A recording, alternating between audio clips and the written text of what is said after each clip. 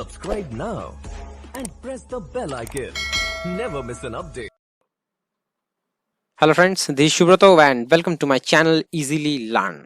तो पिछले वीडियो पर हम लोगों ने बात की थी एरे के बारे में। तो आई होप कि वीडियो आप लोगों को अच्छी तरह से समझ में आ गया होगा।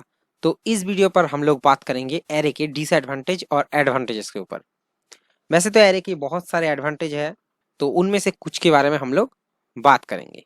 तो वीडियो स्टार्ट करता हूँ। तो पहला एडवांटेज जो एरे का है वो है we can directly access the data value from array using index number.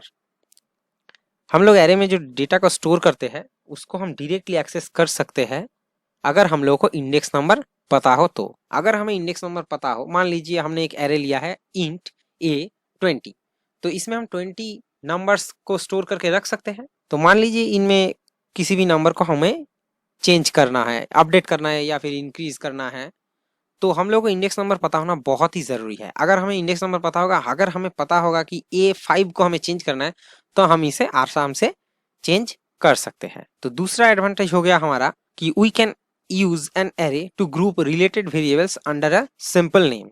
मान लीजिए हमें 5 इंटीजर वेरिएबल की जरूरत है, तो हम लोग 5 इंटीजर वेरिएबल डिक्लेयर ना करके एक इंटीजर एरे डिक्लेयर कर लेते हैं। तो अगर हम 5 इंटीजर वेरिएबल को डिक्लेयर करेंगे तो हमें A B C D E इस तरह से डिक्लेयर करना पड़ेगा। अगर हम लोग एक इंटीजर एरे डिक्लेयर कर लेंगे तो इंट A थर्ड ब्रैकेट में 5, हमारा 5 वेरिएबल इसमें स्टोर हो जाएगा।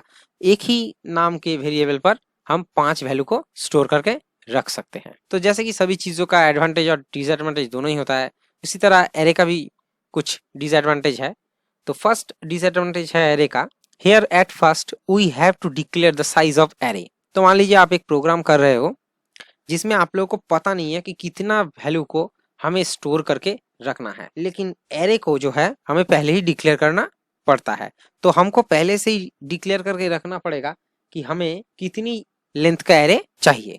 मान लीजिए आपको 5-6 नंबर स्टोर करके रखना है, आपको एग्जैक्टली पता नहीं, आपने 10 ले लिया तो कम से कम आपका 8-10 बाइट जो है वो वेस्ट हो जाएगा। या फिर अगर आप लोगों ने कम ले लिया और ज्यादा नंबर्स को स्टोर करना पड़ा तो आपका वहां पर प्रोग्राम जो है वो रुक जाएगा, प्रोग्राम नहीं होगा। तो हमें पहले से ही पता होना चाहिए कि कितनी नंबर्स को हमें स्टोर करना है, कितनी साइज का हमें एरे लेना है, ये हमको पहले से ही डिक्लेयर करना पड़ता है प्रोग्राम पर। तो ये तो हो गया आप लोग का पहला डिसएडवांटेज। अब दूसरा डिसएडवांटेज है it requires consecutive memory location which is not possible sometimes when array length is large। मान लीजिए हम एक बहुत बड़ा प्रोग्राम कर रहे हैं जहां पर बहुत नंबर्स को हमें स्टोर करके रखना है और हमने एक इंटीजर एरे लिया है इंट A थर्ड ब्रैकेट में 10,000, मतलब हमें 20,000 बाइट जगह की जरूरत है कंप्यूटर में। तो एरे जो है वो कॉन्जिक्यूटिव मेमोरी लोकेशन को ही सिर्फ एक्सेस कर सकता है।